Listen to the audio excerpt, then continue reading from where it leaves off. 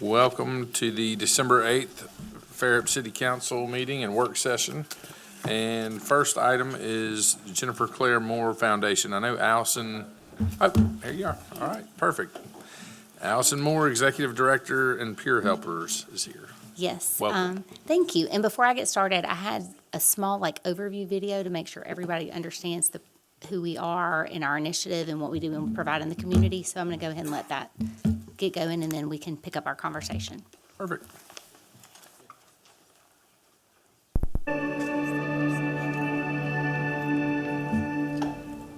The foundation was named in honor and memory of Jennifer Claire Moore, a 16-year-old high school student who lost her life to suicide in 1997.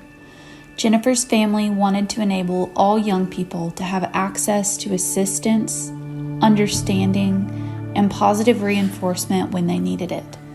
In the hope that something good could develop from the tragic circumstances of her passing, her family founded the Jennifer Claire Moore Foundation in 1998.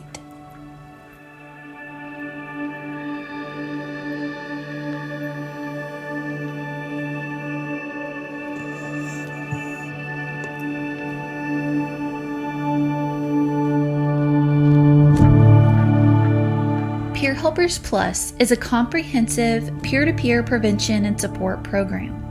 Our mission is to empower students to be academically, socially, and emotionally successful, to recognize and resolve conflict, to value diversity, and to be advocates for positive change and healthy choices. In this school year alone, we have equipped nearly 1,500 peer helpers with training to support their fellow students. Those students have provided direct and ongoing support to almost 3,500 students in need.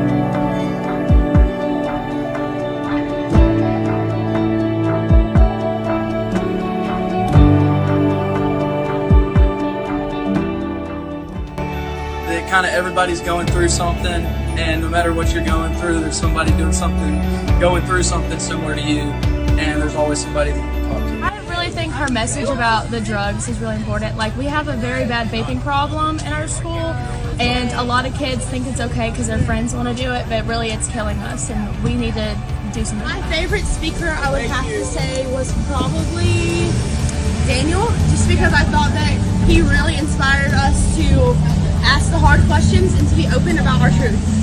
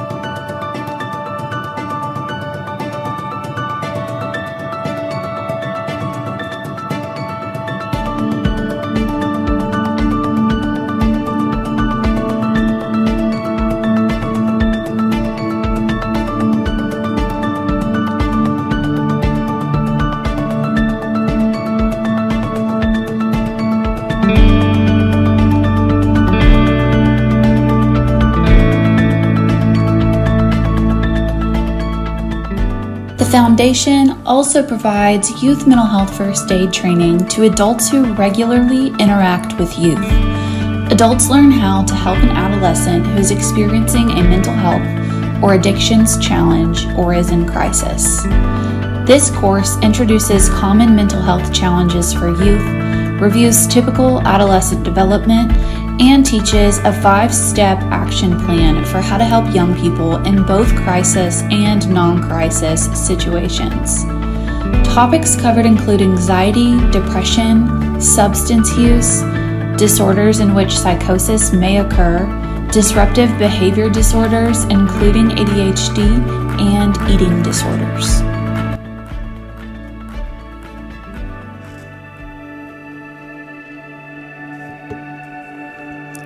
I know that's a lot, but that kind of slows things down, and I talk really quickly, so I didn't want to overload you. But first, I would just want to say thank you for your time today, and thank you for your support of the foundation and what we're able to provide the schools in Baldwin County, and specifically in Fairhope.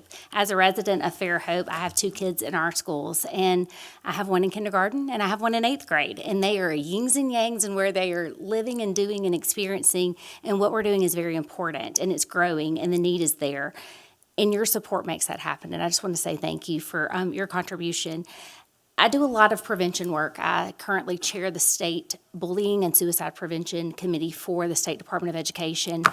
And we're always getting hit with different things, and knowing how important this work is, not just only on a state level, but on our local level for our community. I never knew Jennifer Claire Moore.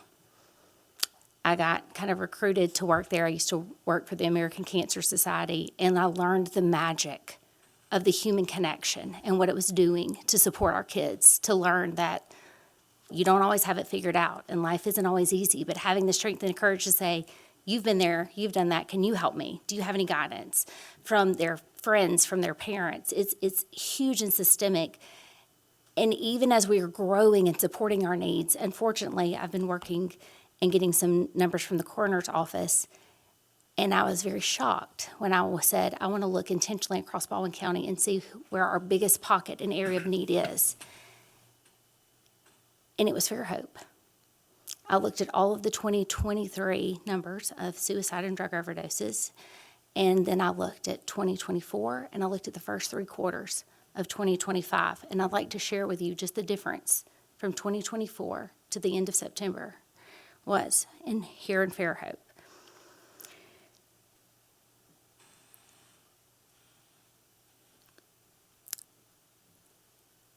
We had in 2024 6 suicides and 8 drug overdoses of all ages. It's not. By the end of September of 2025, we had 11 suicides and we had 5 drug overdoses, and the year was not over. It still is not over. And there are opportunities of collaborations of groups, and I'm openly asking for your support to apply for grants and to work with you to find a preventative thing to not only focus on students, but to focus on parents, families, caregivers, and systems to support the community of Fairhope, because the need is there, the data has shown it, and we're hearing from it. And so this is something that I always say is very near and dear to my heart, and I'm blessed to serve, even if it is not the most popular subject. It's a need. And so thank you for what you've done so far, and that's my request for you.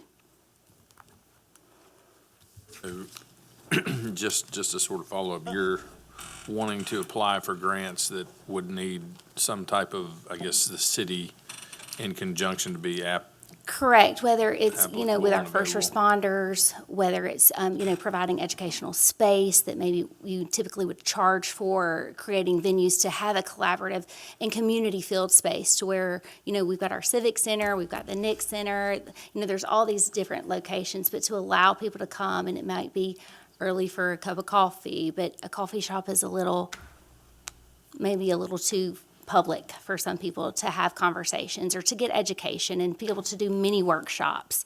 But everything from our professionals, consulting with hospital systems as I've done, even some of our trained surgeons are not trained in mental health combating and how to handle those certain things, and being able to serve and to provide that would be something we'd like to do, and to bring in other people and experts. Working with Alta Point, seeing the grief initiative would be very helpful. A lot of people are tending to turn to a substance to comfort the pain that is coming from grief that they've experienced, because they're not knowing how to show that and express that and allow that human emotion to come through in a healthy context that allows them to be fruitful and productive at all ages. So just to plant a seed to start a partnership for something for our community would be, we would love to help lead and work with you. Thank you for all you're doing. I Any comments really or comments? appreciate it. I have a question, Council President. Allison, so I'm familiar with what you do with the youth in our county. Now, are you actively involved in assisting or educating adults in our county as well? You kind of alluded to it there, but I We want do. the We public have- to know that. as Yes, well. we do. So we offer and always are trying to apply for grants. It's called Mental Health First Aid. It's a one-day course. It's 8 hours. We do also include lunch in there because we think it's important to feed people all the materials, but it is a nationally certified course on how to identify, recognize, and understand the difference between typical and non-typical, especially adolescent development. Because sometimes we say, oh, that's just a teen being a teen, or, that's puberty, and all those raging changes and things. And I go, well, sometimes it is and sometimes it's not. But you can easily start pulling back those layers and having questions and equipping parents on how to talk about things that sometimes for generations, I grew up on a country dirt road and, you just picked yourself up and just kept moving and you just didn't talk about it. And that's easy to an extent, but sometimes when something continues to eat at us, we want to equip our parents. And a lot of the things that are covered are not just for them to use with their teens or their young children or their grandchildren or those on the baseball team, but with each other in the workforce. The same model that is used in the national principles is adaptable for all ages. So it's really equipping people how to be approachable and connect and say, you just don't seem like yourself. I see you, I notice you. Anything I can do for you? Is there somebody I can get for you? But how to do that and drill down even a little bit more specific. So practicing with scenarios. So it's typically $170 value. We have it for $100 and add in lunch. And then we do apply for grants to have that for free for a lot of groups. And then we do educational workshops and come in and talk on small cases, whatever's needed. And so your peer group, or the students, Mm-hmm. and I know that you train them and So we actually train educators and provide materials to our education system because our educators see our students every day. So they know how to navigate those and see if they are at the same temperament they usually are or if something's different.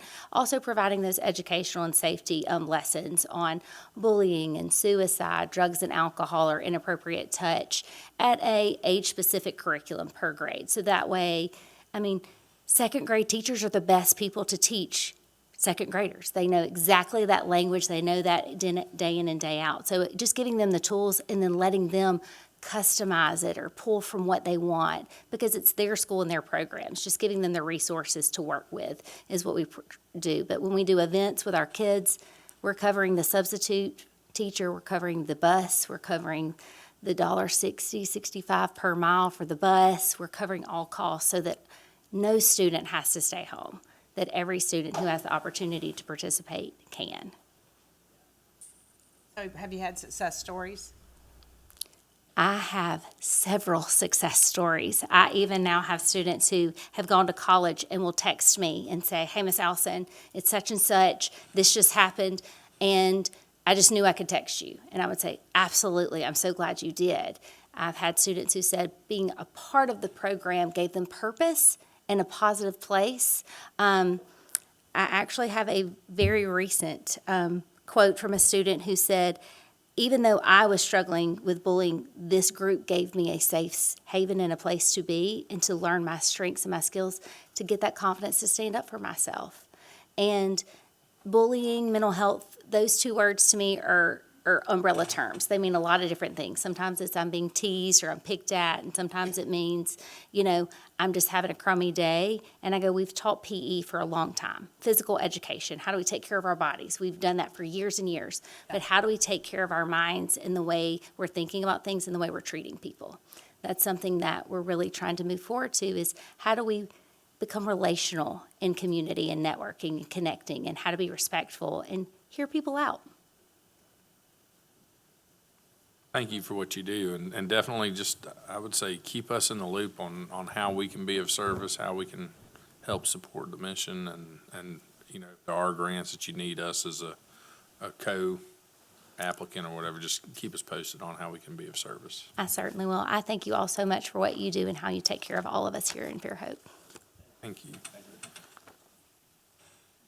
All right, next item up, I've got Mara Kozlowski with the Fairhope Historic Preservation Commission, and she is going to discuss the historically significant building demolition procedure. Thank you. Hi, thank you all. It's good to see everyone, and thank you for that great presentation. That was very compelling and important work.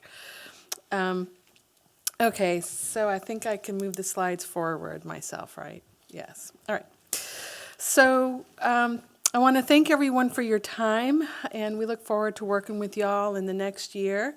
And we're also really grateful to the previous city council who voted to establish the Historic Commission in May 2024. Although the focus today will be on demolition review, we are also taking the opportunity to update you on our projects over 2025 and what we have upcoming in 2026. So the FHPC met for the first time in September 2024 as a commission. And in the year, we have done a number of things, including mandatory state training and onboarding new members. We developed our bylaws and procedures. We are updating Fairhope's data on historic buildings. We are we're collecting data on historical tourism in Fairhope. And in addition, we have two big initiatives. One is that we applied for a certified local government status immediately upon becoming a commission, and that passed the state level by December 2024. And then we've also authored the demolition review proposal. We debated it and presented it at least twice before the city council, so we're here for a third time.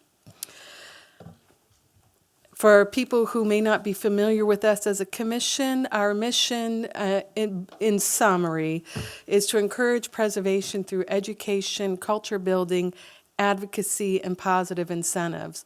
So we've chipped away at the first few things, the CLG application and then also the demolition review. Positive incentives is something we need to work on for 2026. And so here are our major efforts in a little bit more detail. Demolition review we'll come back to. History Day is something that I did want to draw your attention to. We are working with the local schools in Fairhope. This is an effort pioneered actually by Ginger Golson on our commission. She is a history educator. And History Day is an annual national level history competition. Students present projects that compete at local, state, and national levels. Mobile students have won this competition at national levels more than once. Fairhope has not yet done that, has not yet participated. And Baldwin County, I think, hasn't really entered that either. So Ginger is leading this effort. And the national theme relates to the 250th anniversary of the Declaration of Independence. And so we are co-sponsoring this competition with prizes for students. And I ask that you mark your calendars on February 6th, which is Art Walk. And that is when the student prizes will be awarded and presented at the museum. And then we also ask that the city consider ways in which it can commemorate our winners, whether that's presentation at city council or if the Fairhope is going to hold an event for the 250th anniversary of the United States.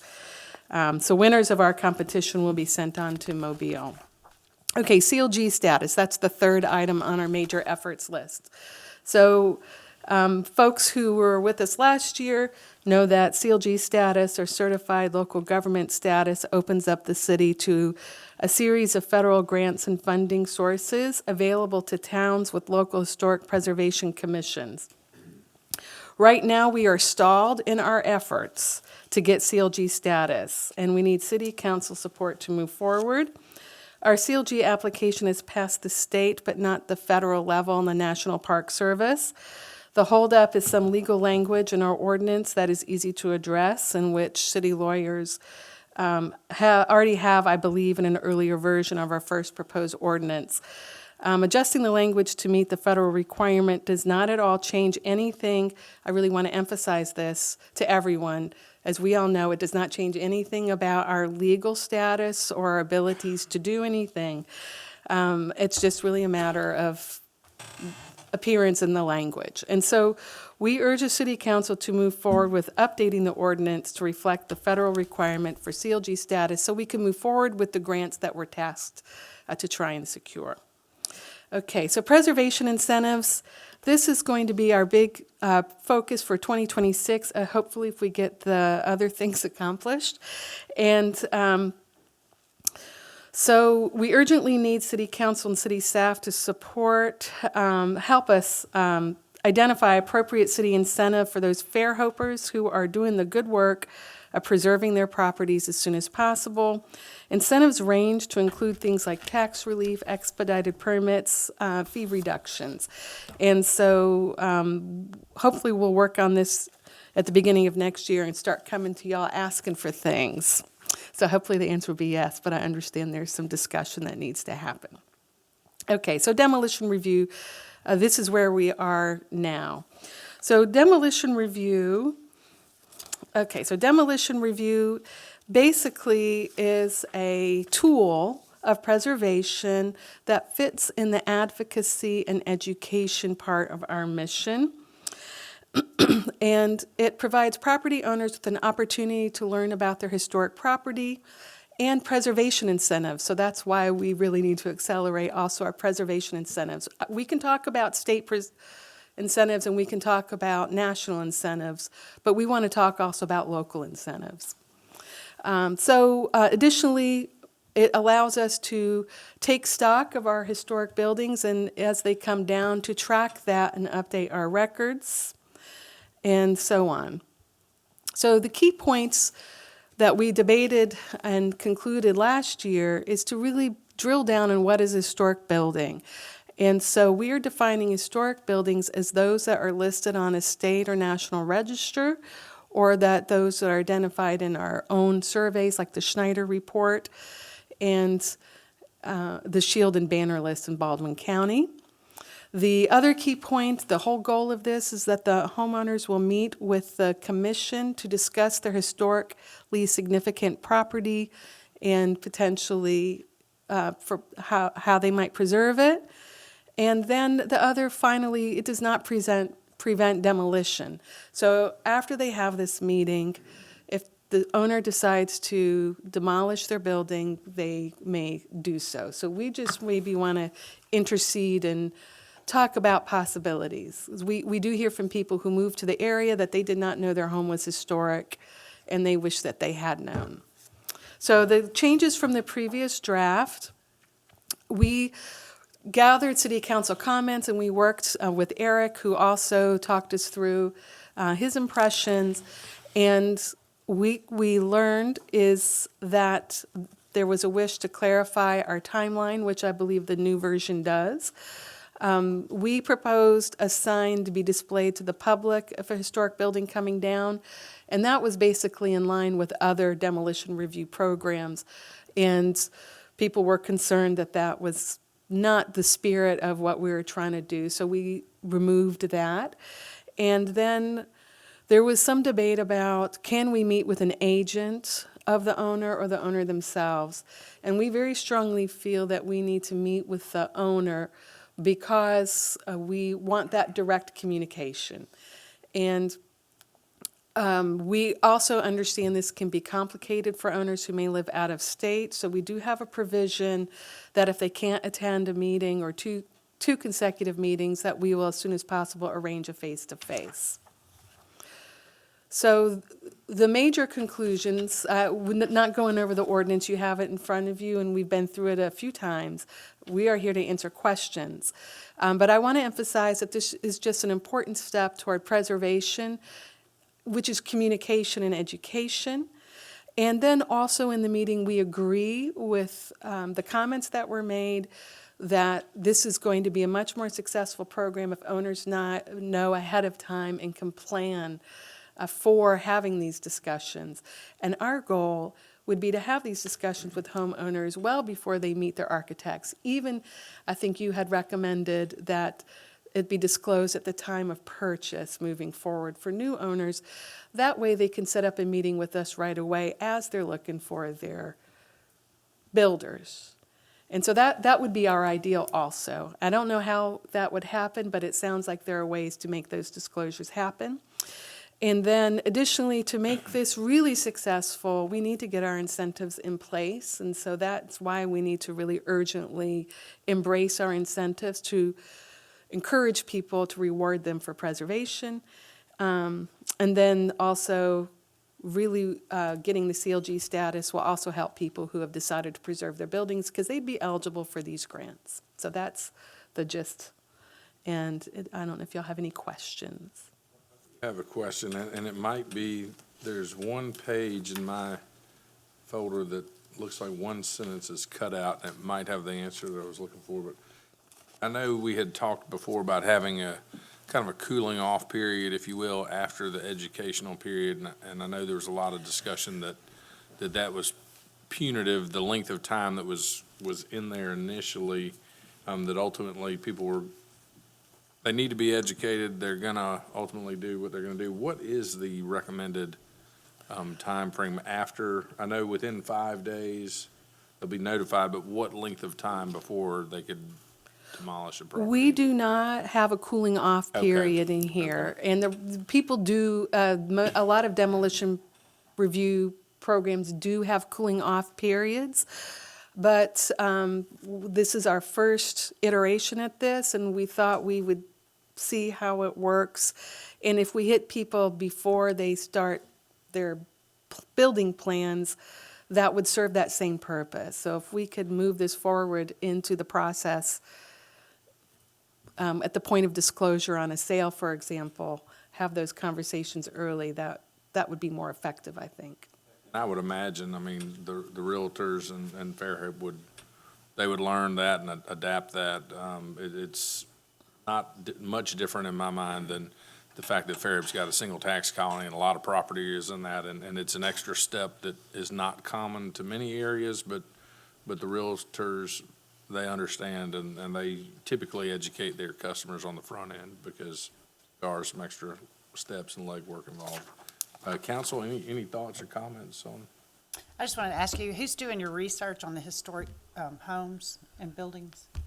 Well, I don't know what you mean by that. Do you mean, like, what sources do we use to identify historically Right. significant buildings?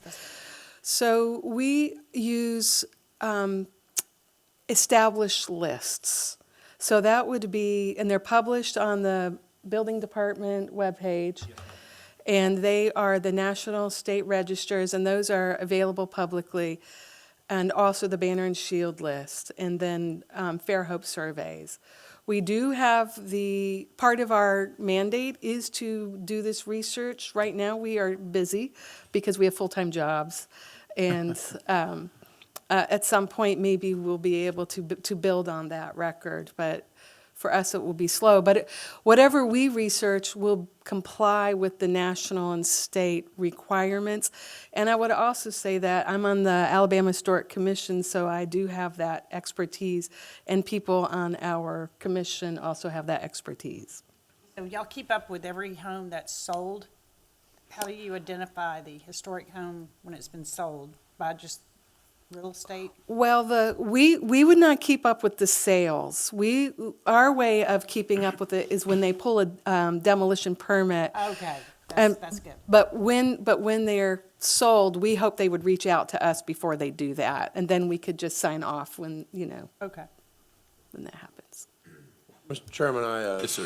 one comment. Back to Absolutely. the cooling off period, and I do remember we had a Conversation about that. lengthy discussion about cooling off period, and I think we may have all thought that 180 days seemed like a pretty long time, but, and I don't know that I'm ready to cast a vote on it now, but I think that maybe some period, whether it's 14 days or 21 days, might be considered. Just, I think between now and wherever this is brought back before us, let's think about that, because, the homeowner is going to have pressures on them to make decisions. For instance, that builder that's ready to get started with that home and doesn't want them to think about it because they may change their mind, and they stand to lose a lot of money, might be pressuring them to get on with the program where the owner might need a little time to think about it. Just a thought. Not that anybody in this town that builds houses would ever do that, but. Council President, I thought that we talked about a 30-day window. And then it extended because we were worried about the time period of the meetings. And so it went to like 60 to 90 days, but we never really landed on a number. I thought when the discussion ended that everybody was kind of leaning towards more like a 45-day mark, maybe. I don't know if I remember that discussion correctly. Maybe y'all remember it. I mean, I remember a lot of different Two of us weren't opinions here. on it. And, Yeah. and I certainly remember, I think the one that stands out was Councilman Boone saying at the end of Right. the day, If they're going to demolish it, they're going to demolish it, yes. right, that was And sort it of just his. equals dollars. Right, Yeah. and that was sort of his thoughts on it, and I don't know that he was wrong on that. I mean, at the end of the day, most people may have their mind made up. I think where, kind of to piggyback on what Mara was saying, where the education component is beneficial is if it's an education, and by the way, we might be able to provide this opportunity for some tax credits if you want to renovate and maintain the status, so. Councilman Robinson, I know Yeah, you're no, the liaison. Yeah, no, first off, I appreciate that presentation. That was great. Thank you. I apologize for not being at the last meeting when you guys went through this. But, a couple of the things, one being, talk to the owner and not the agent. You want this whole meeting process to have meaning, and I feel like if we allow a third party instead of the owner to come down and just sort of take a total meeting, that's not really furthering the education and potential incentives that we're trying to provide and educate these people on. So I think that's important. As far as the time frame in the cooling off, I mean, the last time we went round and round about, the burden it places on the homeowner to delay them 60 days, but also wanting to provide them adequate time to schedule a meeting with us, especially if we're requiring in-person versus Zoom or something else. I'm torn because I understand that every day of delay is money to these people that own it and what they want to do with it. I also want to make sure that we're not creating something that's unable to be satisfied. And so, I think that the way it's been presented, with or without a cooling off period, I think that's the simplest way to do it and probably the best way, at least to start. And if we see that it needs some modification in the application moving forward, and that'll be something that Eric can help us with and the commission can help us with, we can do that. But I think for starters, simpler is better, and to see how that works. And I have a couple questions. Yes, sir. Yeah. Are the historically significant buildings, are those already defined in city code or ordinance anywhere? Or is this now establishing historic? No, they are using already established either districts Yeah. or actually not even districts. If they're part of the Baldwin County Banners and Shields. Right, of course. If they're on the Schneider report, listed on the Schneider report as already historical properties, or they're listed on the National Historic Registry. So it's safe So- to say the owners of current, They they are- know. they Current know. owners would know They if do. these are historically significant homes. We're not certifying some home.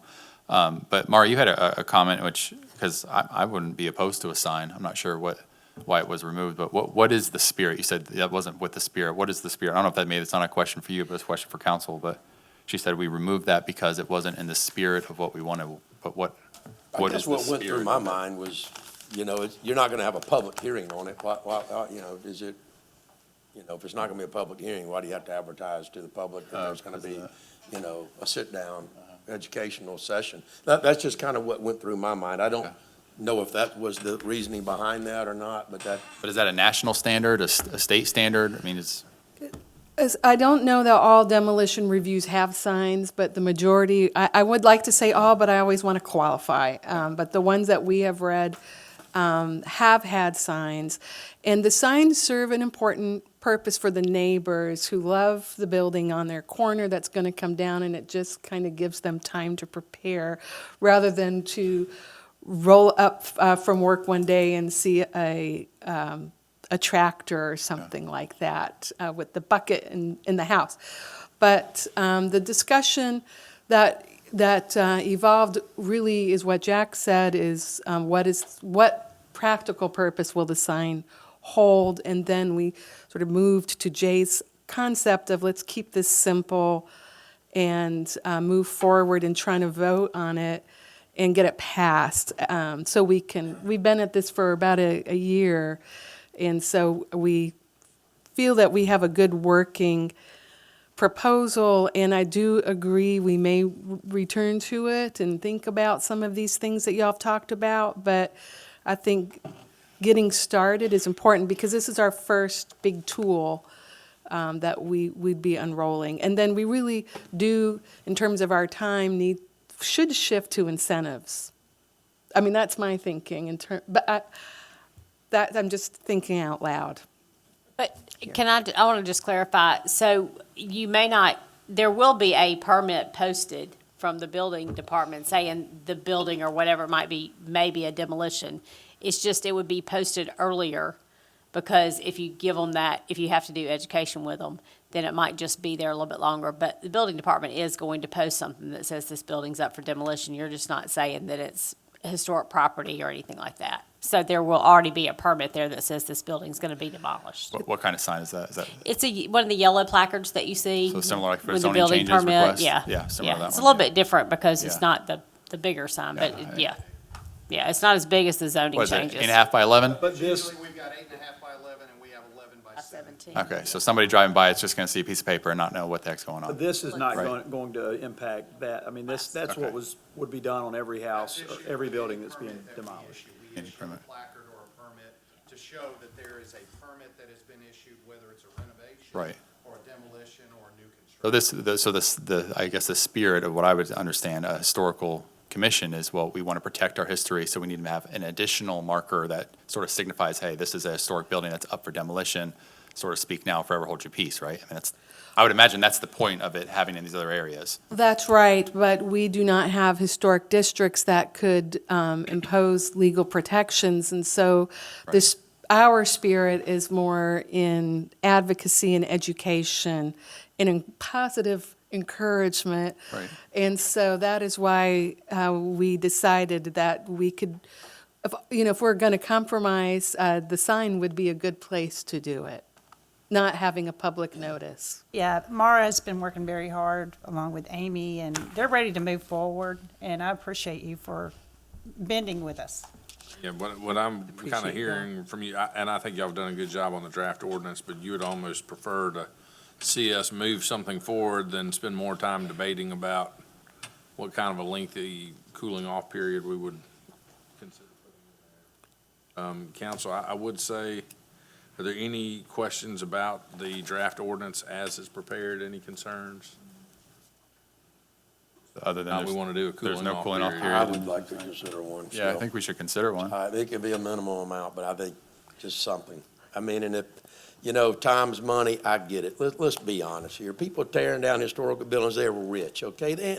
You're not gonna stop them by costing them $1,000, $2,000. That's peanuts to them. I mean, come on. Well, It let's, could help in the end, right, in finding neighbors, I mean, I don't know, there's weird stories, people have connections to homes and buildings, and so a cooling off period could give people time to make a better offer. To your point, they're not being rushed by a builder. They can't, right? Well, I have to wait 14 days. I don't think 14 days is gonna kill It's the rules. If anybody. you don't like it, don't buy the property. I Yeah. mean, Yeah. move on somewhere else. I think we would take it. 14 days from when? So if Yeah. if When we're the saying permit is 60 issued. days, to me, it's 14, the cooling off period is 14 days from the time you have the meeting with the Historic Preservation Correct, Commission? right, yeah, From the yeah, time you've met. yeah, Okay. after evaluation. So it could be that they could decide to tear the house down, and if they meet 10 days after filing for the permit, they can tear it down 24 days after that, or, Assuming, assuming all that stuff in business days, I'm sure. I think 10 days, 14 days, something like that. I think Yeah, 2 weeks I is mean, good. Starting point. Yeah, should have something. What do you think, Sherry? Well, no, I think it's fine. I think now too that they're willing to offer that Zoom meeting since it's Yeah, I mean, that makes the it property simple. owner. I think that helps too. I think some of the debate last time was, does it have to be in person, and how long is it going to take to get people together? So I think that's fine. Eric, you got an opinion? One question we need to answer that Lisa brought up is the meeting with the owner will be done at a scheduled advertised Fairhope Historic Preservation meeting. And there were questions about sunshine law and disclosure about doing it via Zoom. So let's just ask, we need to verify that with Lisa. Other than that, it's perfectly acceptable and it would help with someone from out of town. So this is a public hearing? She raised a question about whether or not, I don't know if that's the case or not. I think it'll be just want to okay. make sure that that is mentioned. So this would be a public hearing? It's a public advertised, it's going to be at the regularly scheduled historic Right. preservation meeting, which is an open advertised. If it's within But it's public, 10 it's not a days private. of the If meeting. you're not taking a vote, Yeah. though, I don't think that matters. If there's no voting going on at that meeting, which I don't know that there'd be any voting, There's no voting, And if it's not within 10 days, you're going to schedule something outside of that. Lisa looked at that, and she actually put that language in there for us. Okay. That's a good thing to ask. Well, from She your worded it very department carefully. Tracking it, is Thank you. it 10 days, 14 days from your department? Who issues those permits? Does it matter to you? Yes, sir. What we'll do is as soon as we get the application, we will notify the commission and give them the contact information and also notify the owner or the applicant that they need to reach out to and schedule a meeting or what the meeting date would be for them to meet with the commission. Right, but once they've had that meeting, does it make any difference to you whether it's 10 days, 14 days, or whatever? Not from my standpoint, whatever period the council and the commission feel is fair or right, then we'll issue the permit whenever that day comes. And be I want to good make with- it clear that Mara said that she's going to be very kind to the people that she meets and just explain the history. course, There's yeah. not going to be any pressure or anything like that. Y'all be good with 10 days just to start with? 10 I mean, business that's- days? 10 Yeah. business days. 10 business days would be fine, I yeah. think 10 calendar days is too short. Yeah. Then 14 calendar days, 15 calendar days. Sure. Same, 15 calendar Or days. 15 calendar days? Sounds good to Sure. me. Yeah. It's a Let's go start, with that. like you said. So we'll Start try to somewhere. move it Yeah. forward with a 15-day cooling off period. Start with that. Got to give them time to think about all this friendly information you're giving them. Yes. Well, that's yes. just a blink of an eye, 15 days. Well, Yeah. do we want to go for 30? I think I'm kidding. I'm kidding. Thank you, guys. So Thank you, are we Mara. good? Thank you. Thank you very much. for all Whatever y'all y'all do. decide, whatever y'all decide. Thank you. All right. Thank you. Thank you Thank very you. much. being so kind. All right. Next item up is a discussion for the bid to Bienville Construction Services for Fairhope Pool Rehabilitation, base bid and additive alternative. Yes, sir. Good evening, council, and we've got the pool experts here with us with Pat and our pool manager, but I do want to walk you through kind of just the project management part of this. And for those that are new to our council, we've been working on this project, trying to get it out the door and ready to go since actually 2023. The pool building's approximately 20 years old. Unfortunately, when you contain a chlorine-based treated pool in a metal building, you get a corrosive environment, and we've been dealing with that corrosive environment for a long time. And the bottom line is some of the degradation of the steel and some structural components have gotten to the point where we have to address those. And so we've been working with the architects with Watermark and got this project out for bid. And it's a pretty complex project. It's not really fun work. It's rehabilitation of iron and structural supports and things of that nature. A lot of coating, a lot of sanding, a lot of grinding, sandblasting, and recoating and things of that nature. And we only received one bid. We came to you on November 10th and asked permission to sit down with the contractor and see if we could value engineer and negotiate an acceptable price. I got to compliment the contractor. He showed up at the meeting with several great ideas that didn't change the scope of work, delivered the exact same project, but saved money, and we always like to hear that. And tonight, we have a negotiated base bid that is back under the budget amount. We had 1.25 million budgeted, and he was able to identify $150,000 of cost savings.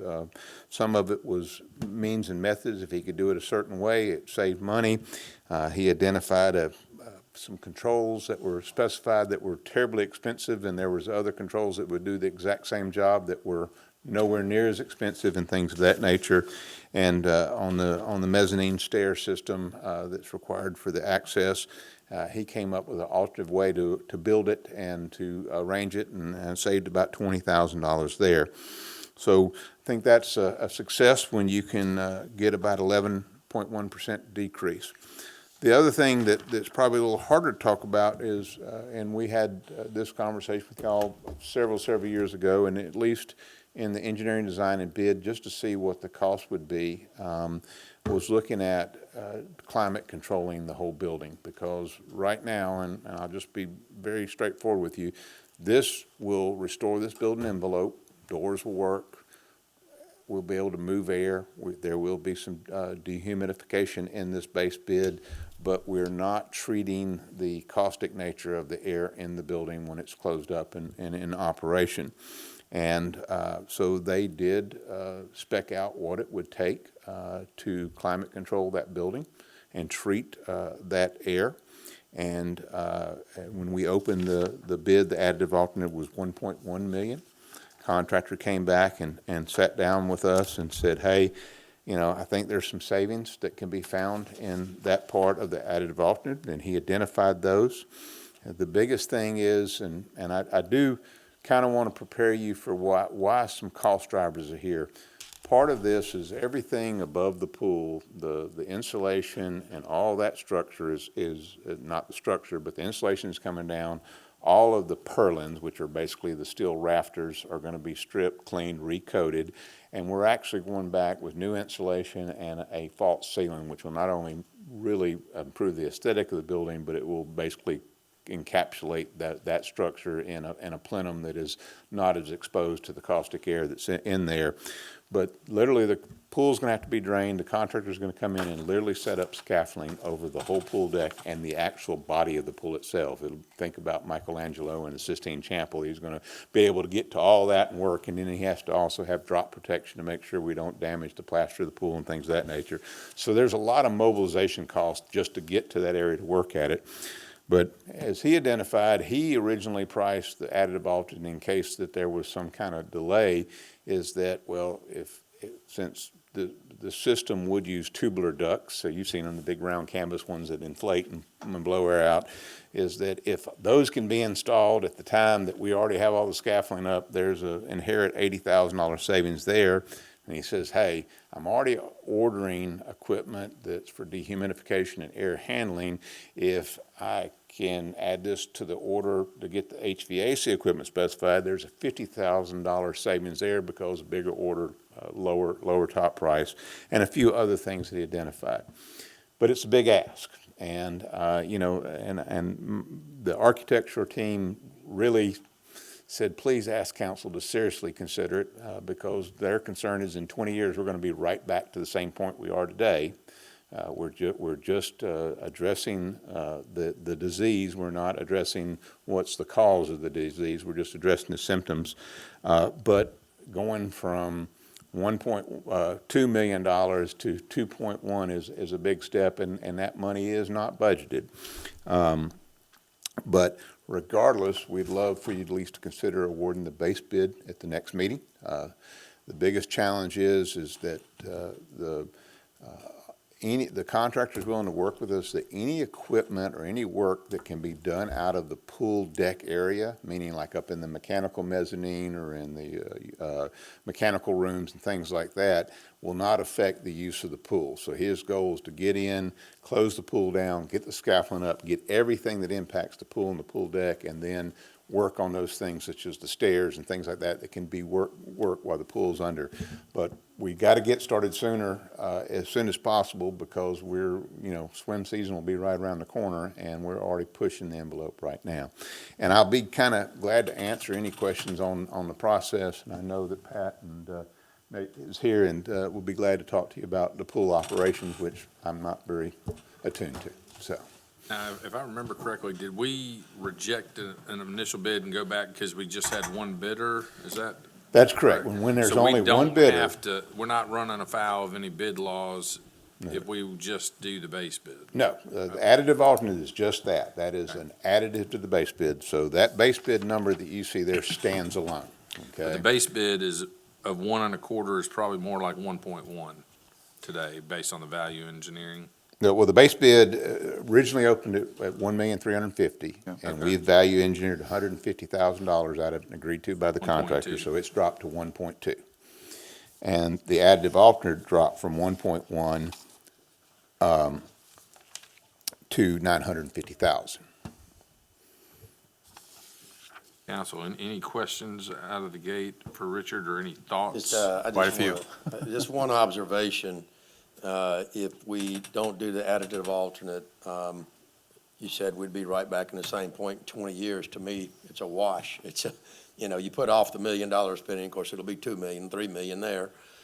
But if you do the HVAC now, you do have the maintenance of that for the next 20 That's years. what I was thinking. And the monthly bill of that for the next 20 I- years. So yeah. I'm not so sure I'm quite sure you're gonna spend a lot more doing that. It just, if it was budgeted and we had the money, I think it would be a no-brainer, but if it's not budgeted, that's a big expense.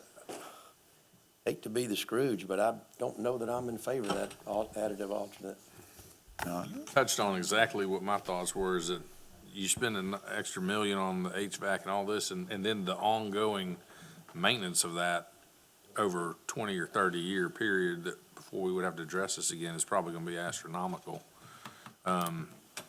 Just my thought as well, but council, what do y'all think? I also don't like doing things the cheap way and then suffering for them later, and so we've done that.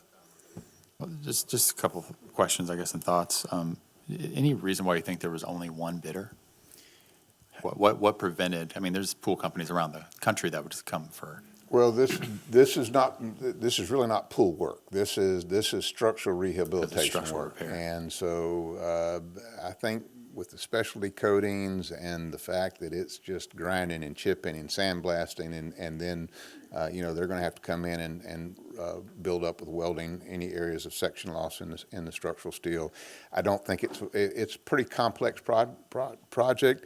And we got some feedback from the bidders that were at the pre-bid that we scared them off with the timeline and the liquidated damages. So, What is the, if you had to put a number on, what's the timeline for the base bid, and how much is added for the added alternative?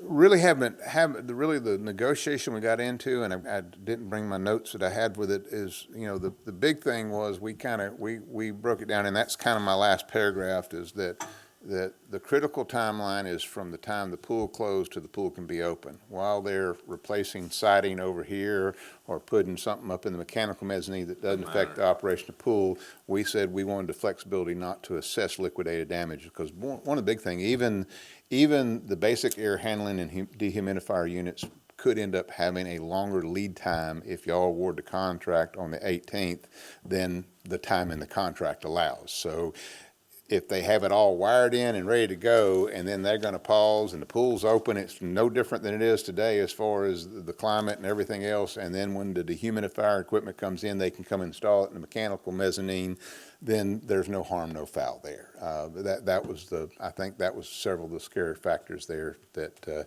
maybe decreased the number of potential bidders.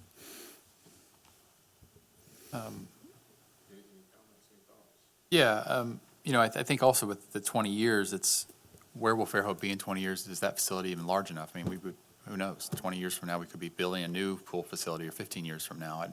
So treating it, unless we have some greater information for recreation that we're busting at the seams already, or if there's some greater issue, an unbudgeted expense, I'm not wild about. Is the swimming pool in good shape? Yeah, and just for Councilwoman Booth, 3 years ago we replastered, and you've got a new pool deck coming in. Y'all replaced all the platforms and everything else a couple years ago. So the actual pool's in real good shape. The building is just terrible right now. And that's How what does the we're addressing atmosphere now. feel when you're in there? Does it smell like chlorine? I'm gonna let the pool experts. Okay. I have never spent a second of my life in that pool. So, I'm no pool expert, but I brought our rec center manager and pool operator with me, so maybe he could tell you what it smells like. Okay. I mean, it smells a little bit like chlorine, but like any other environment. I just really want to go over our numbers and how long we'd be displacing members, I guess. Yeah. So right now, we said we have about 150 people coming in daily. And then we have 300 active pool-only members.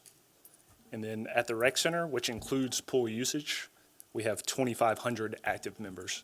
It's hard to differentiate what rec center members are swimming at the pool. So we guess about 500 people, active pool members. And we also have swim lessons going on. So we have about 60 swim lessons per week. And then during the summer, we have the FAST team, the youth league, which has 400 participants. And that starts around Memorial Day, and it ends about mid-July. And they said that's about the biggest swim team in the state. But yeah, 400 participants there. So that's, I guess, who we'll be displacing during that few months. What are the plans for the displaced? We discussed freezing memberships. So during that time, if we're closed for 2 months, we just tack on 2 months to their membership. So essentially, just freezing that membership. But for like the teams, where else can they practice? Do we have partnership agreements anywhere? I mean, we don't have anything set up on our end. Yeah. There's local pools like down in Gulf Shores, the Bodenhammer Center, Uh-huh. the YMCA in Daphne, Bishop State over in Mobile. But as far as them swimming, go ahead. Yeah, we're not really affecting any practices up until May the 26th, Okay. which is when everything kicks off. So, I mean, yeah. go ahead. And I was gonna say, I just think we can get, if we go ahead and award the base bid at the next meeting, we can get the work done within about a 3-month period. So we won't be, the only thing we'll be impacting are those daily swimmers. We're not gonna be Okay. impacting any summer programs, maybe some swim lessons. Right. But really late spring, summer is the busiest time at the pool. Okay. And how So much that was our time- goal, is how to much go ahead time and would get that be done. added if you did the additive alternative? So they said about 17 weeks, but. Extra? Not extra, but 17 weeks total. I'm hoping we can do it in 10 to 12 weeks, but 17 weeks because some of that, like Richard was saying, some of that work will halt, and then they'll start working on things that don't impact the whole pool. So I think that worst case scenario with the base bid, you're looking at about 12 to 14 weeks. So about 3 months. When's the slowest period? When's like the, This time of the year, the winter, yeah. but It's it's the the, I slowest mean, but time. it's starting November 1st better than December 8th? Just curious, like what's your peak versus your Ideally, off-peak? yes, but we've been kicking this can down the road No, for the last understand, 3 yeah, years. at this For a point, year now. Yeah. Gotta Okay.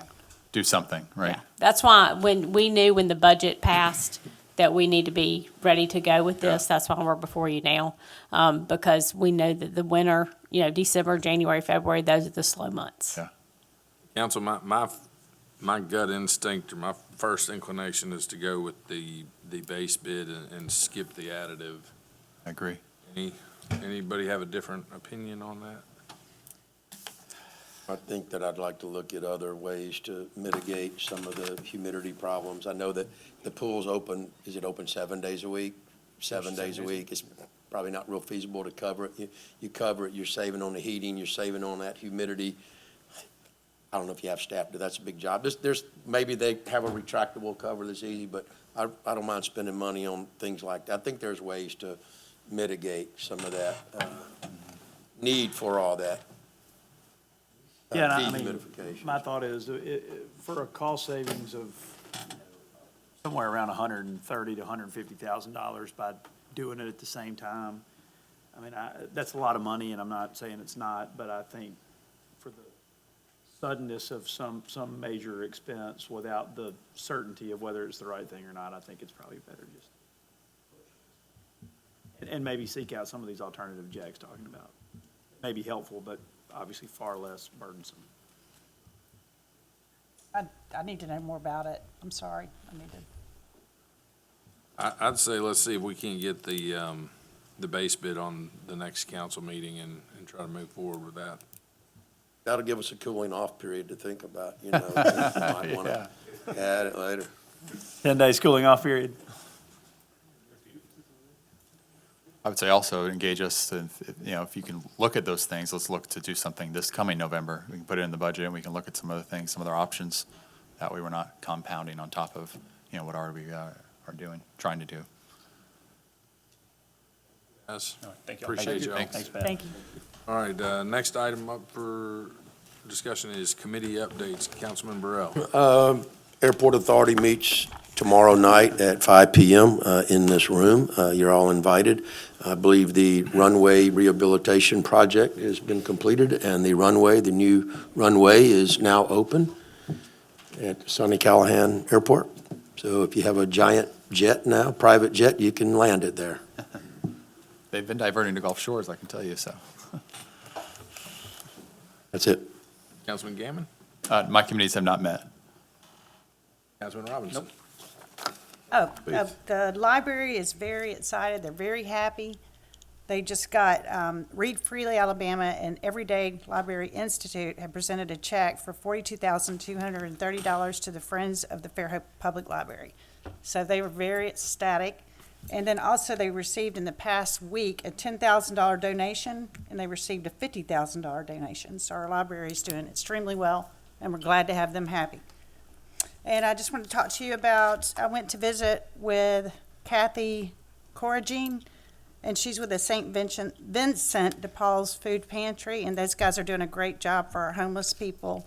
And they have a bunch of volunteers, and they're helping people with their rent. This is a bad time of year for our community, so they're helping people with food, hygiene, their electric bills. They actually have a Q code on Amazon if you want to help and donate. You can get in touch with them for that. And they're helping the homeless with clothing. And so they're just doing a great job. I just want to shout out to them for that. And then also, for anyone that's interested in volunteering, I met with Susan Godwin, which I've been a part of the Hope Community Project. I've been out a couple times helping out. And they're doing a great job. And they, to me, remind me of Utopian Fairhope and what our beginnings are, how we used our hands to build and to make our community more beautiful. And so their motto is nurture unity, relationships through food, healing, and education. So if anybody new to the area needs a place to be and help volunteer, I'd highly suggest Hope Community. Sorry, I had a lot to say. All right, that's good. My committees have not met yet, but I do have a couple things to bring up for the council. One, y'all got an email list of scheduled council meetings for well, it says 2025, but it's the 2026 scheduled council meetings. And just wanted to bring up a few that might need to be rescheduled. One that is on here, the Monday, February 23rd meeting is scheduled during the same time as Electric Cities. We may be having several council members, if not all council members, out of town for that event. Proposed rescheduled date is Friday, the 20th right now, so that would probably be a middle of the day meeting unless y'all wanted to move it to Thursday. I prefer middle of the day meetings, Okay. but maybe a Thursday evening is better.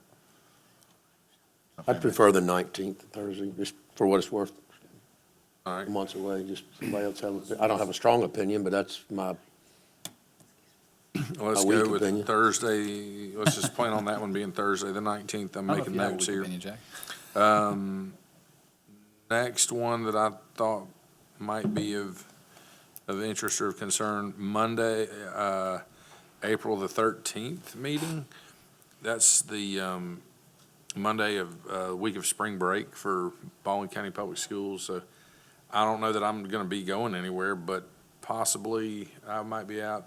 Councilman Robinson, possibly out. Anybody else affect? I mean, we can Pass certainly. that. Whatever y'all want. I mean, I'm flexible for you guys, ladies, but I don't have any conflicts that All I'm right, aware of. we're just saying, we would have to have, the three of y'all would have to lock in and be here if we decide to keep it that day. I don't know, I may have Well, some I'm better gonna- offer that day, I'm I gonna don't be know. I'm gonna be spring breaking at Jack's condo. All right, well, I'll take a look at possibly switching that date, just in case. And then the only other two I have, because it came up this year, and not sure it'll be an issue, but, the Monday of Thanksgiving week. Oh, okay. Is that one that y'all think we would have enough people here to hold, or do you think people would want to look at moving that, or you want to just wait till we get closer to, and we can always address it? Monday after? Monday before. Monday before. That's what I'm saying, maybe move it to the Monday after.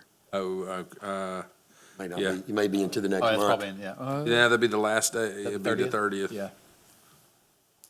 So Now, I'll you put that- could, but then you run a risk if you can't make it, you don't have a quorum, then you didn't have your two meetings that's required by law to have. So why don't we wait on that Yeah, one and let's wait, see, yeah. because we may get down to that time and it might not be an issue. And what about the Christmas week next year? Is Christmas going to be on a Friday next year? It is, and so it's scheduled for the Monday after Christmas.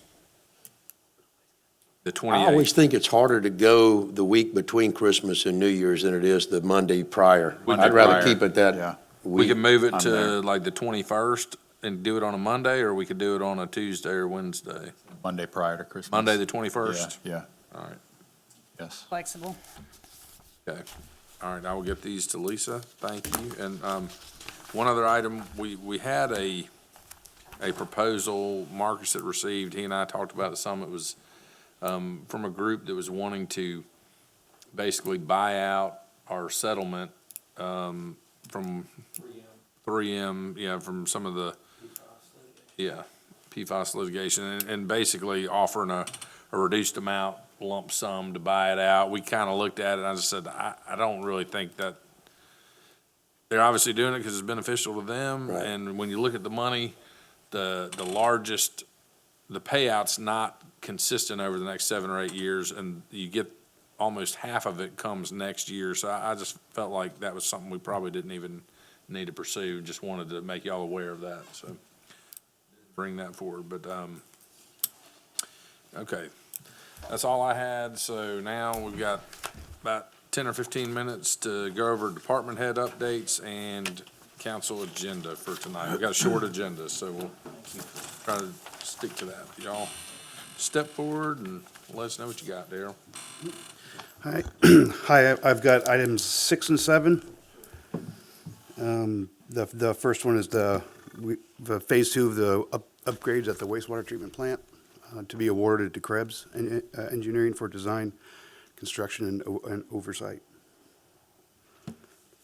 I have a question, Darryl, about, I'm sorry. did I cut you off? No, I was just saying, is Krebs here? Is the engineer here? Yes. Yeah, great. Here, let Jack go. I I'll have a quick questions for question you, about item 7 on with the wastewater sludge with the solid waste authority at $70 per ton. Correct. What do we pay to dump household garbage at the landfill? I know. George? What do we pay for household garbage at a landfill per ton? $38, so to dump compressed, that's waste, I know, and I know It it's is a waste. certain, It's got to be but it's disposed double what of. it costs to dump plastic and bottles and everything else in a landfill? So I've had my team look at comparable prices of what, and that's a pretty good deal for sludge disposal. How long of a contract is that gonna be in case we find a better deal? Well, because we're going with this rental press, I mean, we're going to give it a shot.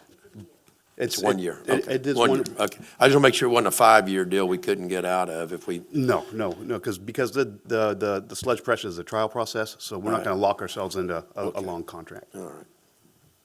That's really shocking. Does that not shock anybody else? It is double what it costs you can throw a plastic bag of garbage in a landfill. Seems but to weird, dump- but No, it's part of it, the To dump an transportation. organic waste, it's double? Looked at it I maybe don't- the I opposite don't get and that. thought for $70 to haul a ton of Yeah. that off, that seemed like a decent deal to me. Yeah, pretty interesting process, for sure. Depending on how you think about it, I guess. That's And a the- good, I like that, Councilman Conyers, that's a good.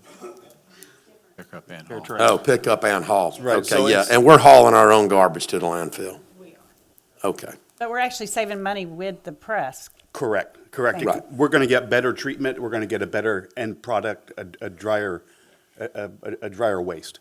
Right. Way In less. other words, There you go. yeah, We can lighter. We could You pack get more more in a stuff in a ton. smaller Yeah, space. right. I'm gonna keep my mouth shut, but anyway. Dirty business. Any other It questions, is Daryl? dirty business. Okay. Thank you, sir. I wanted to give you guys an update on the Headworks project. Just a quick update. We're about 30% done. We ran into some hurdles early. We had to relocate a drainage. That was pretty involved, but that's behind us. We have a scheduled completion date, April 30th of next year. So the new Headworks will be online, and we'll be rocking and rolling with that. What was that date you said? April 30th. That is the first phase. That's the Headworks. So the Headworks is where it all starts, there at the wastewater plant. The construction crew down there, they're on schedule, and they're just slowly, I mean, not slowly, but they're getting it done. It's just, it's a big project. It's a very involved project. Yeah, I saw, is that what we're discussing at the regular meeting, is like, there's two proposals for phase two? Right? Like, there was like the, We had a preliminary design meeting with Krebs, and they've put together some drawings on how we want to orient things, what we want Right. to take away, what we want to add. So we're in the early stages of that right now. okay. Thank you, sir. thank you. Much appreciated. Thank you, Daryl.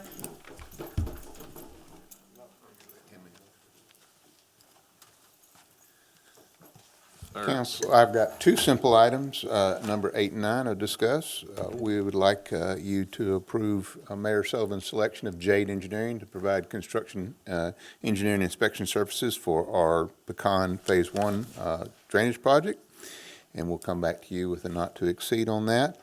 And then resolution, number 9 is resolution, and it kind of sounds harsh, but it's really not. We're trying to get our ox out of the ditch.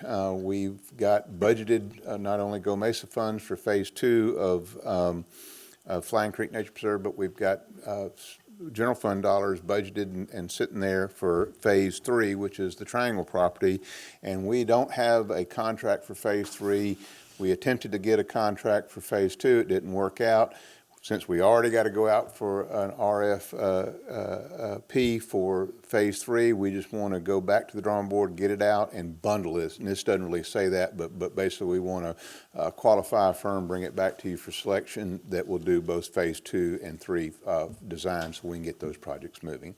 And we'd like to, but we really can't do that without undoing what the selection that was made back almost 6-7 months ago. So I'd be glad to answer any questions if you have. Pecan Avenue, that's the one you were over 15,000, right? In the phase 1? Is it?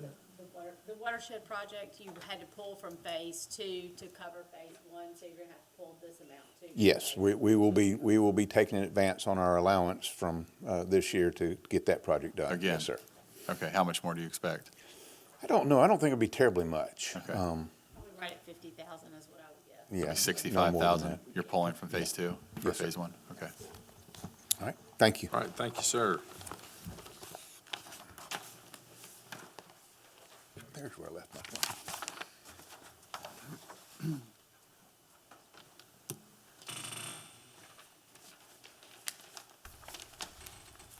Evening, Council. Evening. We All right. have number 10, upgrading traffic controls. We actually got three good quotes on this one, so I know you and I talked a couple of meetings trying to find people, so started Yes. reaching out. So 2 of them were very comparable, and one was really high, so. And what was the Back then, reason Russell- for needing to replace the controls again? Was it the Just, others? we can't get parts. So Okay. we're borrowing parts for Valana and Section right now, just to get those working. And Okay. we're trying to make sure the new controllers we're putting in, that they will go for PEDs, when we get to the point, if we do the camera system, it goes, all those controls would be able to do everything that we want.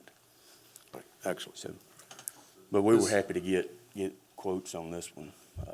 It felt like a win just on that, and all this is budgeted. Is it that far under budget, or is this part of like a larger? It's part of several of them. We're trying to upgrade yearly, and whichever ones that keep going out. Got it. The London section went out probably about a month ago. It just comes out of that number, and then you've still got the remainder available for the next. Yeah, drawdown, got it. Any questions? Update on 46, contractors, Gridco, they showed up about a week and a half ago. We should start seeing poles being set tomorrow. So we've been out with them all day, going over everything, so hopefully we can get that behind us. Well, I just want to thank you for the lighting of the trees. I know you worked, and your employees worked so hard. I wish I could take all the credit, but the employees and Public Works do a great job. Public Works was next, and how many people do you think were there? Like, I heard like 10,000. I can't count that house, so I don't know. That was a lot of people. It was a good time. We enjoy it. So. Yeah, we really appreciate everybody that comes out. Thank you. Very magical. But thank y'all. Thank you for everything you do. Thank you, buddy. Thank y'all. Thank you.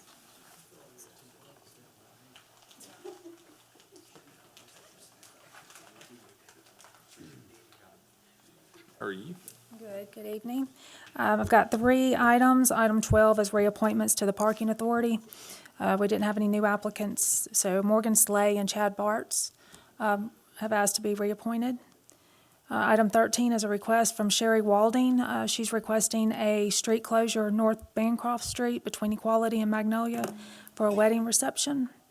We didn't find all the paperwork and everything's in order with that. I got a question on that, Chief. Yes, sir. I see the signatures of the businesses, and it has to be, I got asked this question on the radio earlier today, so I'm just going to pass it on to you. It says 75% of the businesses are residents whose storefronts are directly affected by the street.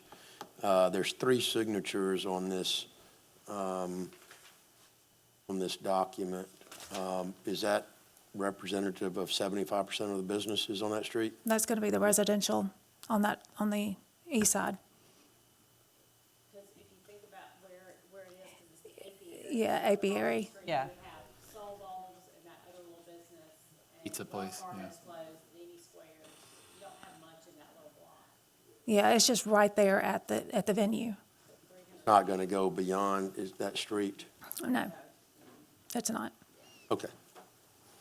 You might get that question more. Okay. And then the last item is a request on behalf of the Friends of Fairhope Public Library.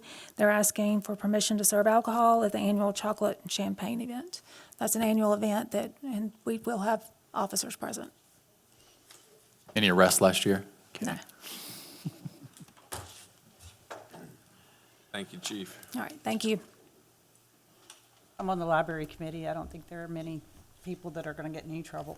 Can I assure you that? The only other item I've got is the fire,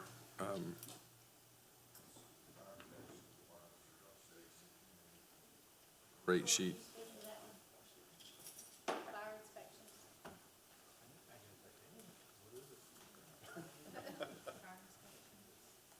On-call contract for fire protection requirements with Gulf States Engineering. Gulf States, that's me.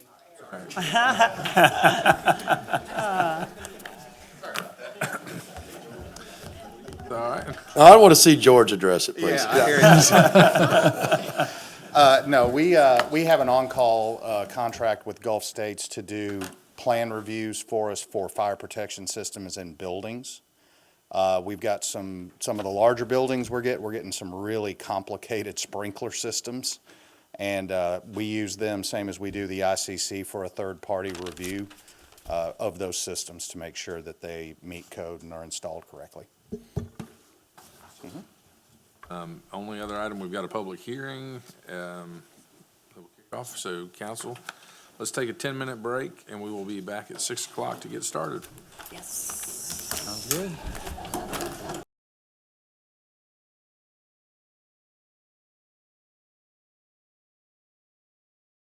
Good evening, everyone. We're going to go ahead and get started. First item tonight would be the invocation, which is going to be Pastor Gavin Hunt from Celebration Church of Fairhope. Gavin, apologies. I think I thought we would be done about 5:30. You were kind and got here extra early, so no worries, no appreciate worries. that. Let's bow our heads. Jesus, we love you, Lord. We thank you for the opportunity that we get to come together and bow before you, Lord. I pray that every decision made tonight would have been made with wisdom and guidance from you. Lord, I thank you for what you're doing in this city and what you're going to continue to do, Lord. So I thank you for having a city that would honor you and want to come forth before you before we get into any meeting. God, I pray that you would be with us tonight. Lord, I pray for safety over this community. Lord, over our first responders, over our workers. Lord, that you would put a hedge of protection around them, Lord. Lord, I pray for any scheme that the enemy is trying to put against us or anyone in this room, Lord, that it would be sent straight back to the pit of hell where it came from. So, Father, we thank you for what you're going to do and how you're moving. Lord, we love you and we honor you and we thank you. And I pray, amen. To the flag of the United States of America and to the republic for which it stands, one nation, under God, indivisible, with liberty and justice for all.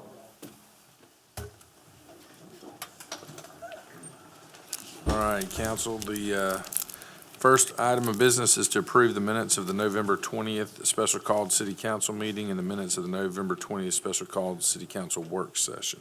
So moved. Second. Got a motion and a second. Any corrections, deletions, adjustments? All right, all those in favor, please say aye. Aye. Any opposed? All right, that carries. Mayor, your report?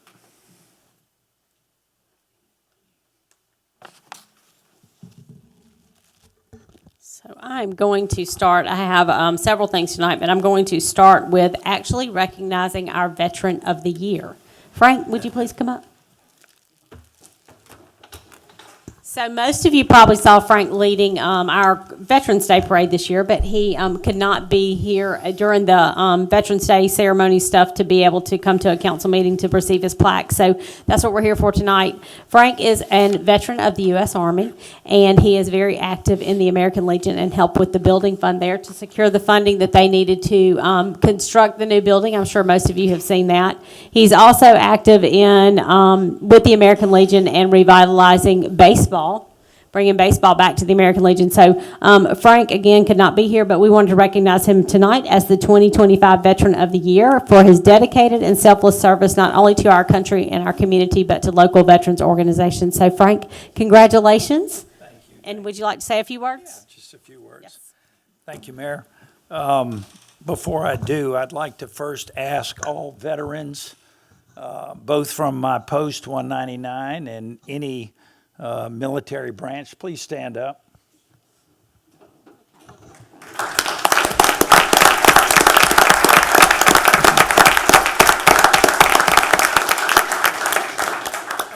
This is for all of us. We are all Fairhope Veterans of the Year. And Mayor, I know I speak for all of us when I say that, and City Council, we offer our deepest gratitude for the way y'all honor, recognize veterans here. You know, in a day and age when a lot of cities don't do parades, let alone recognize veterans, that's one of the special things here, is that we still do that. The flags are hung. You know, y'all support Veterans Day, Memorial Day, July 4th. And when my wife and I were looking for a place to move, we came here and saw that and said, this is where we want to live. So thank y'all. Thank you. Thank you. Sir.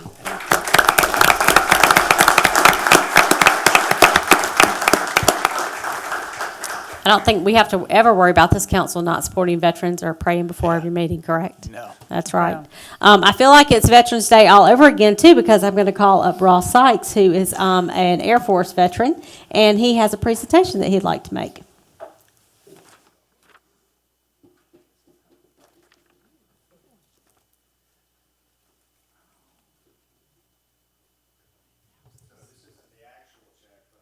So we're here on behalf of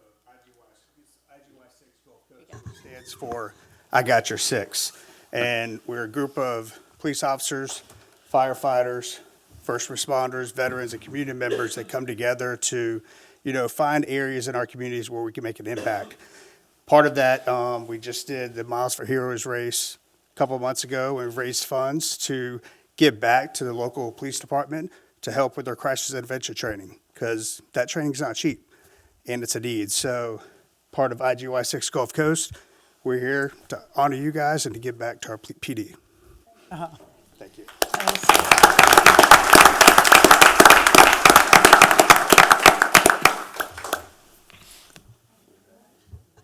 That check looks a little bit smaller. Glad the dollar amount's still the same. Thank you for your support, and thank you for supporting our police department. We really appreciate it.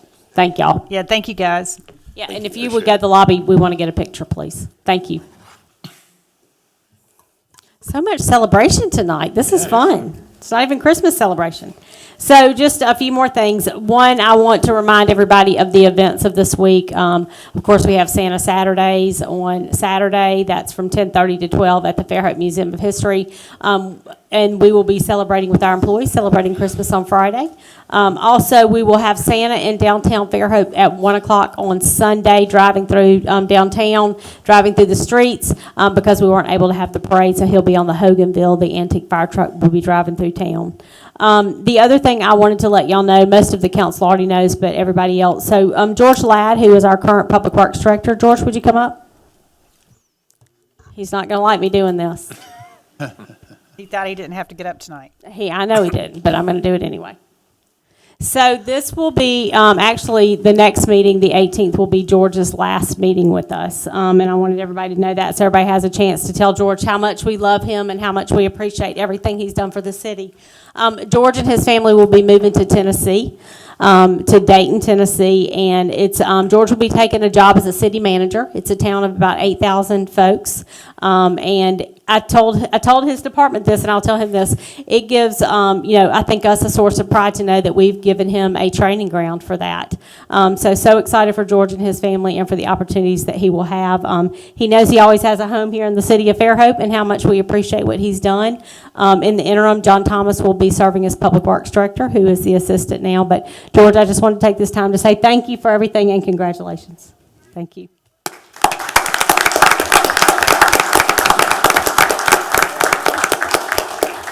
I was not expecting this, but, and hopefully I can actually say something and it come out. But I just thank y'all for the opportunity. I thank you for the experience. And this is a family. It truly is. And I'm bummed out. We all are. Yeah. But thank you. We understand. Thank you. Thank you, George. Thank you. Thanks for all you've done. And I think that's all that I have for tonight. And just remind everybody that our next council meeting has been rescheduled. It will be on December the 18th, which of course will be public noticed, but just remind everybody of that. Thank you. Thank you, Mayor. Tissues. All right, next item is public participation for agenda items only. So number 5 is a public hearing, so that's going to cover items 6 through 14. If you would like to speak to items 6 through 14, please step up to the mic and give Jenny your name and address. You have 3 minutes. Yes, sir. Yeah, I'm Michael Neely, 230 Mershon Street. I'm here on behalf of I'm the current president of the Friends of the Library. And I can't tell you, I should have brought my big, beautiful check, but I understand you talked about that earlier. But I can't tell you how stressful it's been for the last month, years. It seems like a long time. But I'm really appreciative, and the board is appreciative of the support of the council and the city. That's been a tremendous amount to us. It's helped us personally and mentally get through some of the things that have been going on. And I wanted to thank you for that. The other thing of importance to us is item 14 on the agenda. We are doing our annual fundraiser, the chocolates and champagne. And of course, we're asking for permission to hold that at the library. It's going to be on January 31st. We've kept the ticket price at $50, which is what it's been for the last 3 or 4 years so now. It's really a good time. It's extremely important to us. And of course, we certainly welcome anyone that wanted to buy a ticket. Tickets go on sale next week on Monday for members only. Now, this includes Mr. Burrell, of course, who's been a longtime member of the Friends of the Library. And of course, if anyone else would like to join, you can do that at the same time that you're buying tickets. So, but anyway, I just wanted to say thank you and tell you how appreciative we are of everything that you've done for us and in support of the library. Super happy for you guys. Thank you. Thank you. Sir. Name and address, Gary Gover, 300 Lincoln Street. I'd like to talk about a concern that I have that's associated with agenda item 7. My understanding of the way we've been handling this sludge in the past is that we have been turning it over to a business operation that composts it and then sells it as an agricultural product. That concerns me because I believe that the sludge contains things like plastic, micro, and nanoparticles, and the long-lasting chemicals that are called PFAS items, and Lord knows what other things that would be very harmful if they got into our food chain. Well, composting the sludge and turning it over to agricultural uses is simply rolling that stuff back into the food chain, into our vegetables, and through vegetable products that are fed to livestock and to chickens and things. It just comes back to us. So I'm hoping that when we turn this stuff over to the Solid Waste Authority for Baldwin County, that these materials are not going to be used as agricultural compost. What I didn't have a chance to find out before tonight's meeting. So if we do know what the county's going to do with this stuff, it might be good, or it could be that the kind of problem I've talked about is just going to continue, and maybe we should do something to try to correct that. So that's my item. Thanks. Darrell, any knowledge on what they'll do with that?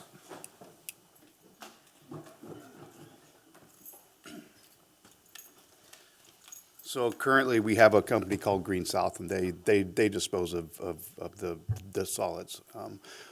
What they do with it, I don't know, because it's part of a contract. They press it for us, and they get rid of it for us. With the county, there are state and regulations on what you can and can't do with the sludge.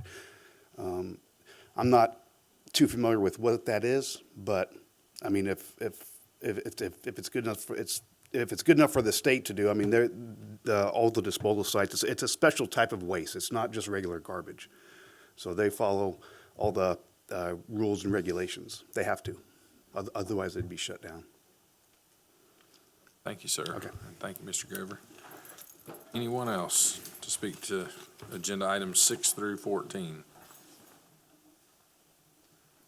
All right, seeing no one, we'll go ahead and close the floor and move on to council comments. Councilman Burrell?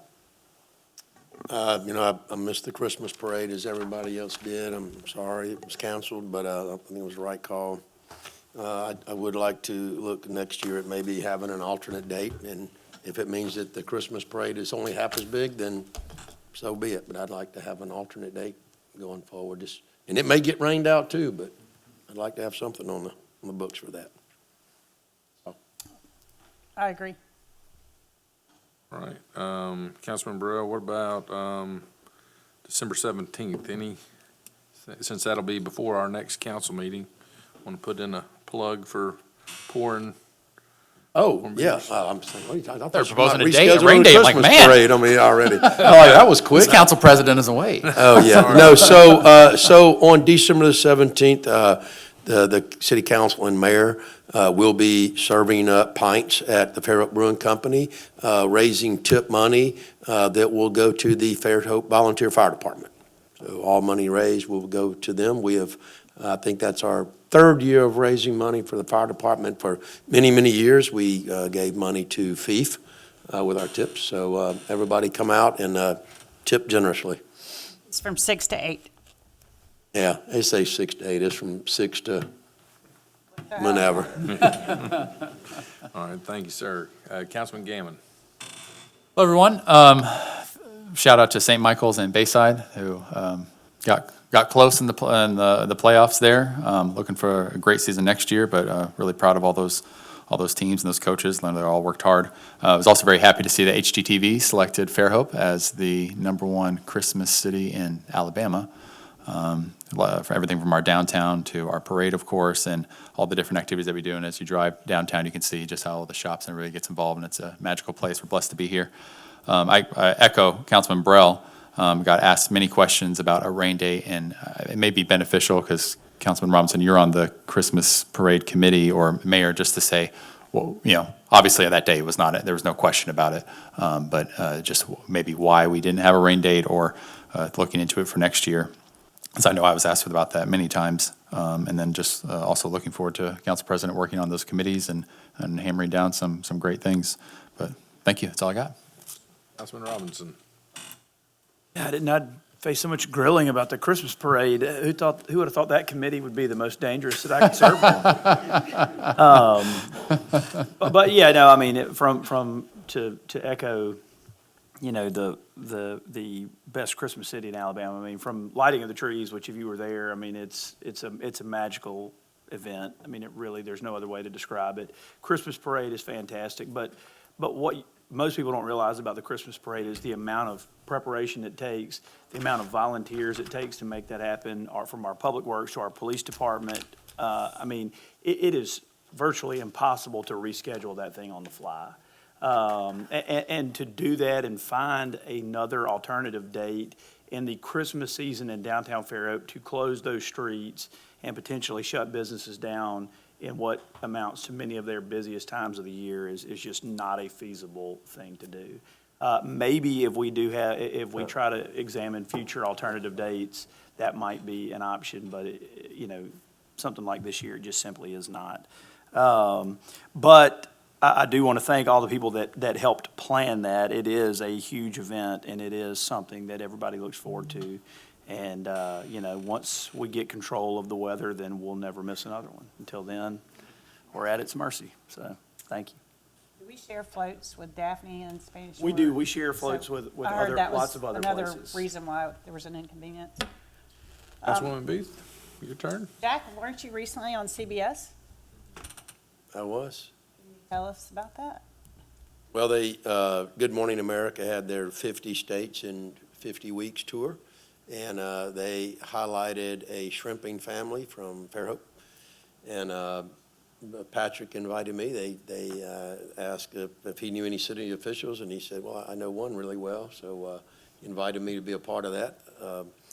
So last Thursday, they aired that segment on Good Morning America, and I think that it showed Fairhope in a very good light. Yes, so we finally have some positive national news. Yeah, very positive I was proud news, of that. and showed the shrimping family, the shrimping industry in a very positive light. So, yeah, I was honored to be there. I just wanted to say to please, everybody shop local. All our local people depend on our community because they are the heartbeat of our community. And I'm a business owner in downtown Fairhope, so I totally understand. Wanted to plug that for them. And you can find affordable stuff everywhere downtown, promise you. I know. So, Merry Christmas to everybody. I'm looking forward to the season. Those haircuts aren't real cheap downtown, I tell you. Cheapest in Fairhope, in downtown Fairhope. Price is going up now, though. All right.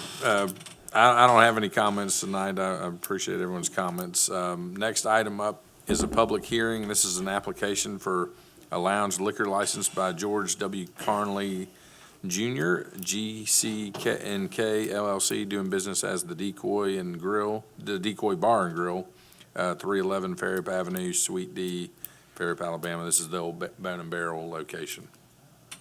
So it's a public hearing, so I guess open the floor. Anybody wants to speak about this?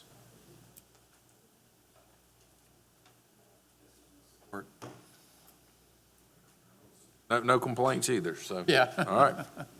Guess we'll go ahead and close the floor. I'm sure everything is in accordance, and normally, I don't know if that's usually handled by Lisa or Jenny or by Chief. We'll just need a motion. Okay.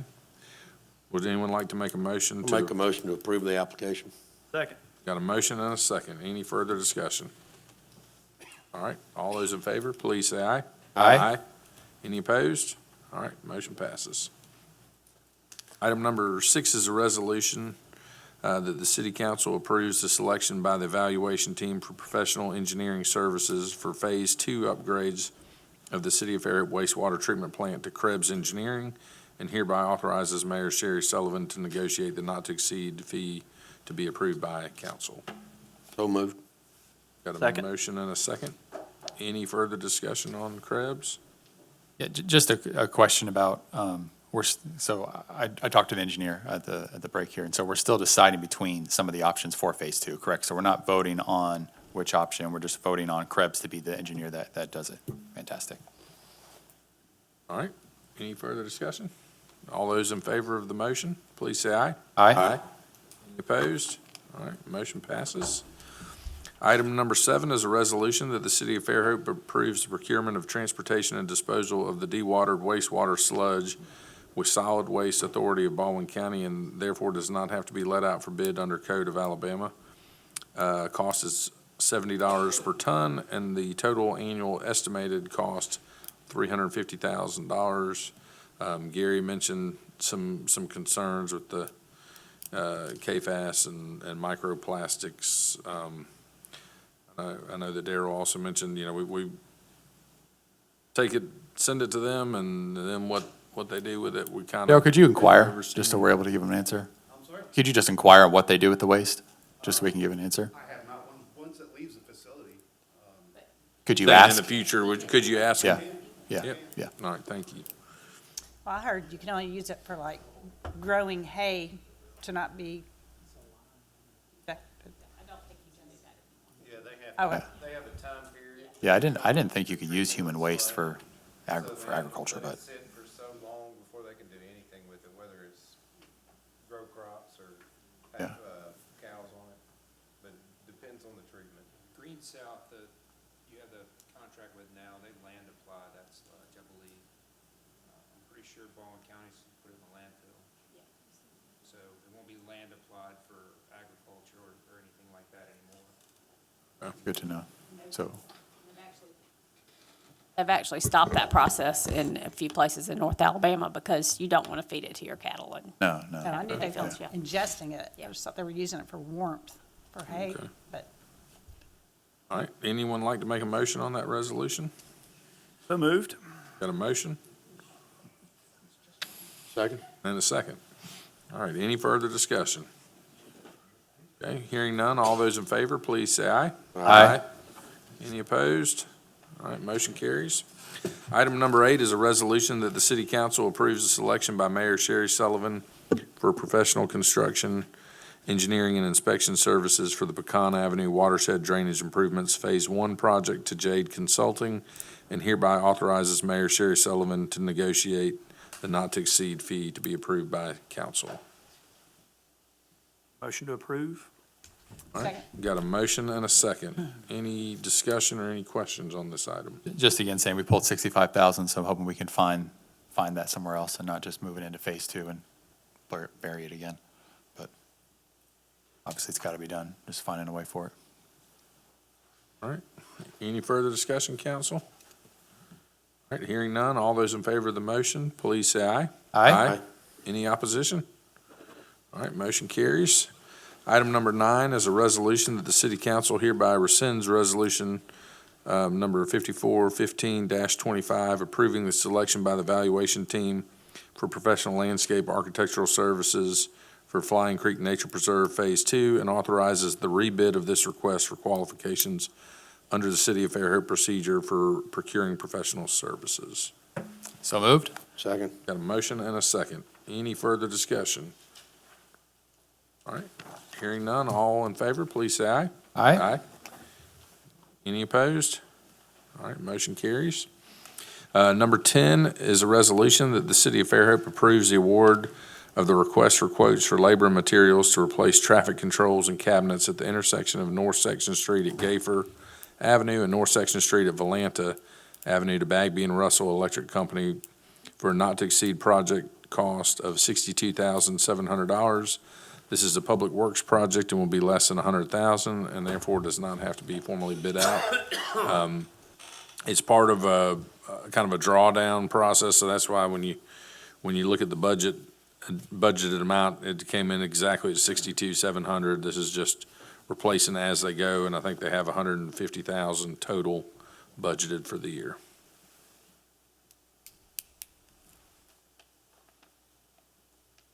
Would like to make a motion, or does anyone have a question for Ben? I'll make a motion to approve.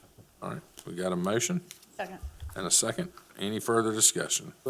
What happens if they go over that 100,000 in that budgeted amount and you didn't bid out the first 62.7? Thought you had to bid everything out if you came from that same budget.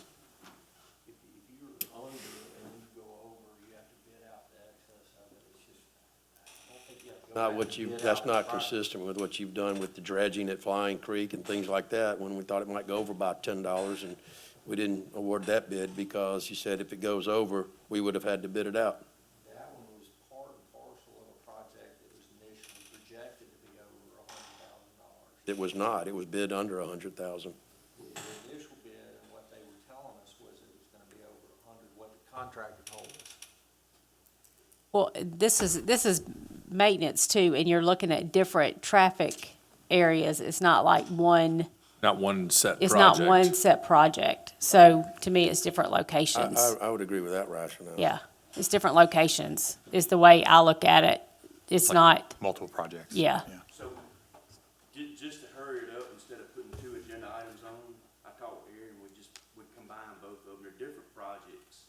That's not the problem. The problem was that we said we had $125,000 budgeted, and this was like one tranche of that 125, and if you, or 150 budgeted, and if it was the same project and the next tranche came out and put it over 100, it would be in violation of bid law.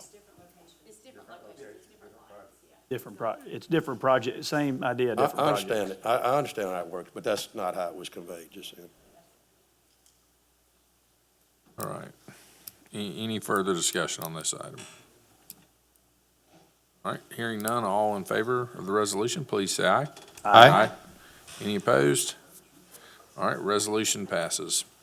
Item 11 is a resolution that Mayor Sherry Sullivan is hereby authorized to execute a contract for extension number 1 of professional engineering services on-call annual contract for fire protection requirements with Gulf States Engineering with an updated 2025 rate sheet. Per all other items and conditions of the original contract, the annual not-to-exceed cost is $20,000. And George was going to give us a rundown on this, right?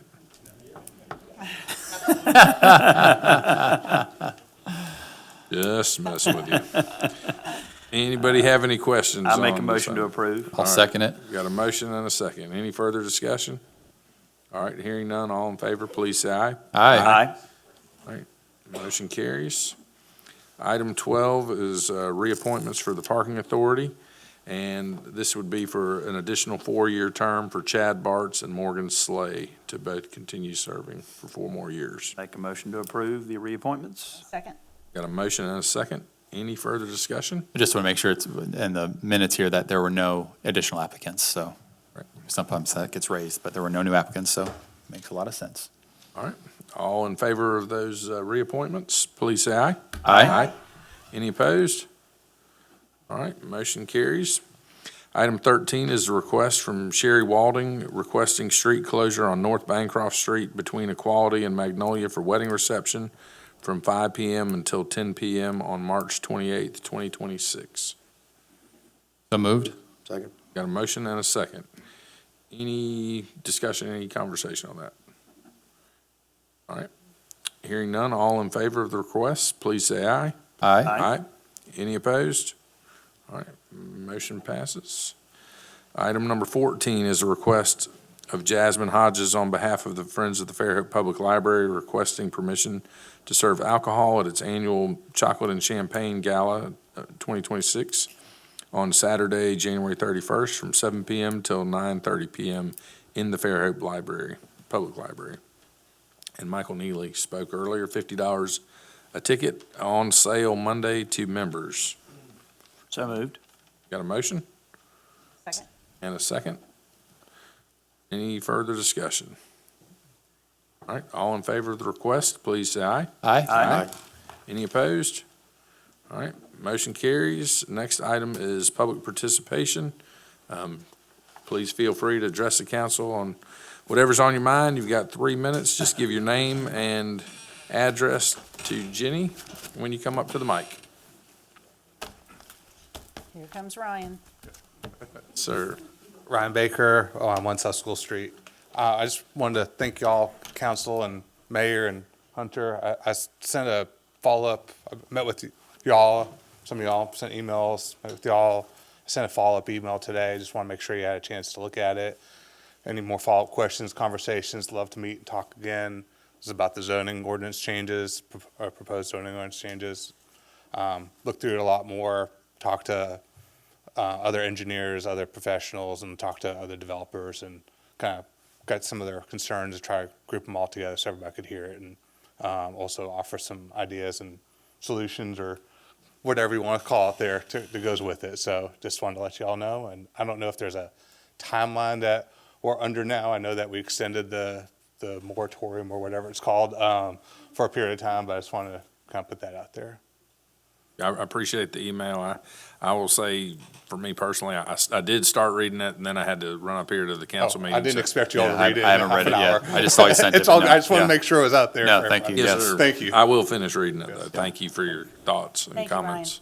Ryan, did anybody else sign on to it with you? You said you talked to other builders. Anybody else put their name to it, saying I did not ask for anybody to sign Okay. on to it. It was, I wasn't asking for, it's coming from me and my business partner, Mac. Both of us worked on it together, but we talked to other people, but I didn't get asked for them to sign on. But I know that there's other people that are interested in this. Thank you. All right.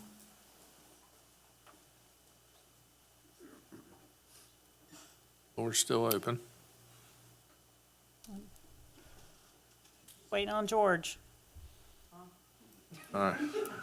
All right, well, seeing no one, we'll go ahead and close the floor to public participation, and I will entertain a motion for adjournment. second? Motion and a second, all in favor? Aye. All right, we're adjourned.